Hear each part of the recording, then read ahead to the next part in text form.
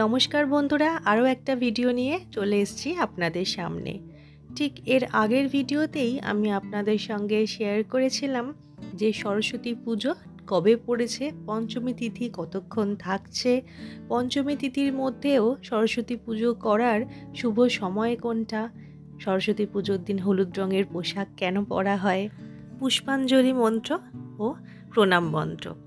এই ভিডিওতে আমি আপনাদের সঙ্গে শেয়ার করব সরস্বতী পুজোর দিন বাড়িতে থাকা লাড্ডু গোপালের সেবা কিভাবে করবেন।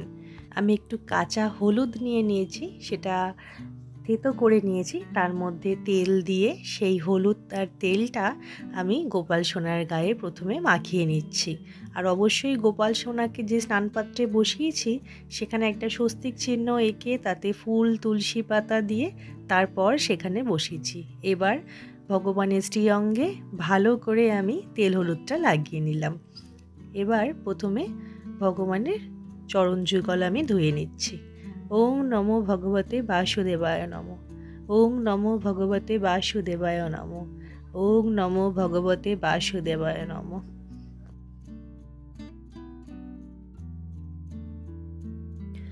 আমরা যেহেতু সরস্বতী পুজোয় প্রায় প্রত্যেকেই হলুদ রঙের বা বাসন্তী রঙের কিছু জামা কাপড় পরারই চেষ্টা করি, তো সেই কারণে আমি এখানেও গোপাল সোনাকে এই হলুদ রঙের জামাটা পরিয়ে নিচ্ছি। আপনাদেরও যাদের যাদের বাড়িতে লাড্ডু গোপাল আছে সরস্বতী পুজোর দিন চেষ্টা করবেন সকালবেলা স্নান করিয়ে একটা নতুন বস্ত্র পরাতে, আর সেটা যদি হলুদ রঙের হয় তাহলে তো খুবই ভালো হয়। হলুদ রং ইতিবাচক প্রভাবের সৃষ্টি করে। আর এই ভিডিওটা কে কোথা থেকে দেখছেন সেটাও আমাকে কমেন্টে জানাবেন, যাতে আমি সকলকে ধন্যবাদ দিতে পারি। যেহেতু হলুদ রঙের পোশাক পরানো হয়েছে তাই আমি তার সঙ্গে একটু সাজুগুজু করিয়ে নিচ্ছি। হলুদ রঙের চুড়ি পরিয়ে নিলাম আর কি, আর একটা হার পরিয়ে নিলাম। এবার একটা হলুদ রঙেরই আমি মুকুট পরিয়ে নেব।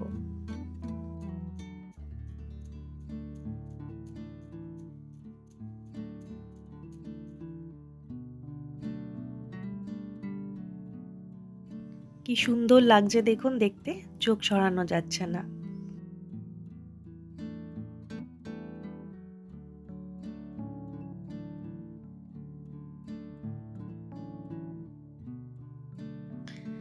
প্রদীপ আর ধূপটা জ্বালিয়ে নিচ্ছি। যে কোনো বিশেষ দিনেই চেষ্টা করবেন একটা ঘিয়ের প্রদীপ জ্বালাতে, সেই কারণে আমি এই ভিডিওয়ে একটা তেলের প্রদীপ আর একটা ঘিয়ের প্রদীপ জ্বালিয়ে নিয়েছি। আর অবশ্যই আমি কর্পূর দিয়েও আরতি করব, কারণ কর্পূর গৃহের ক্ষেত্রে পজিটিভিটি আনে। এবার আমি চন্দনের টিপ পরিয়ে নিলাম গোপাল সোনাকে। জয় গোপাল। আর আমি চন্দন সহযোগে তুলসী পাতাও নিবেদন করেছি, চন্দন সহযোগে ফুল নিবেদন করছি। জয় গোপাল। জয় গোপাল।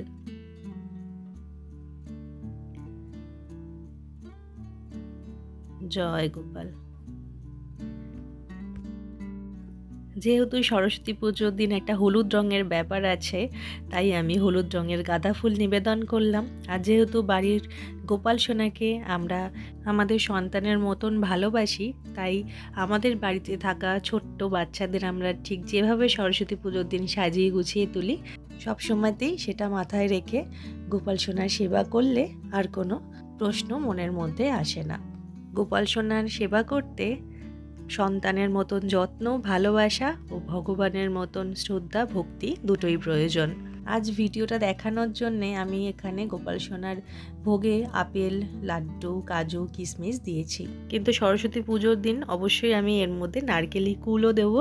এটা কোনো নিয়মের মধ্যে পড়ে না, যেহেতু সরস্বতী পুজোর দিন সবাই আমরা কুল খাবো এরকম একটা ব্যাপার থাকে, সেই হিসাবে কথাটা বললাম। আর আমি অত নিয়ম জানিও না, আমার মন যেভাবে চায় আমি সেভাবেই গোপাল সোনার সেবা করি। আর আমি সবাইকেই একটা কথা বলবো, মনের ভক্তি দিয়ে সেবা করাটাই আসল, বাকি নিয়ম কানুন সব কিছু অনেক পরে। এখন আরতি চলছে, আপনারা এবার আরতিটা দর্শন করুন।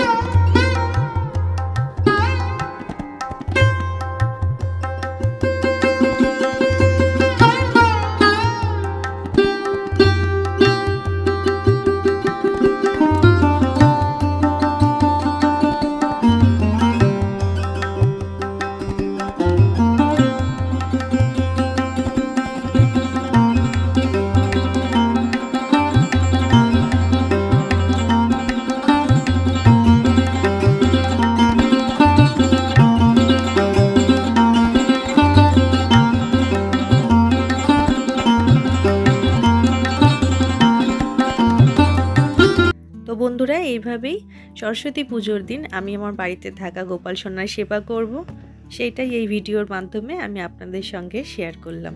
ভিডিওটা আপনাদের কেমন লাগলো আমাকে অবশ্যই জানাবেন। ভিডিওটা ভালো লাগলে একটা লাইক করবেন, ভিডিওটা শেয়ার করে দেবেন। আর যদি চ্যানেলে নতুন হন তাহলে অবশ্যই চ্যানেলটি সাবস্ক্রাইব করে অথবা ফেসবুক থেকে দেখলে পেজটি ফলো করে আমার পাশে থাকবেন। এবছর আমার বাড়িতে সরস্বতী পুজো হচ্ছে, তাই সরস্বতী পুজো আর গোপাল সোনার সেবার ভিডিও আপনারা একসঙ্গে পেতে চলেছেন খুব তাড়াতাড়ি। আর কার কার বাড়িতে সরস্বতী পুজো হবে সেটা আমাকে অবশ্যই কমেন্টে জানাবেন। আজকের জন্য এতটুকুই, আবার দেখা হচ্ছে আপনাদের সঙ্গে পরবর্তী ভিডিওয়ে।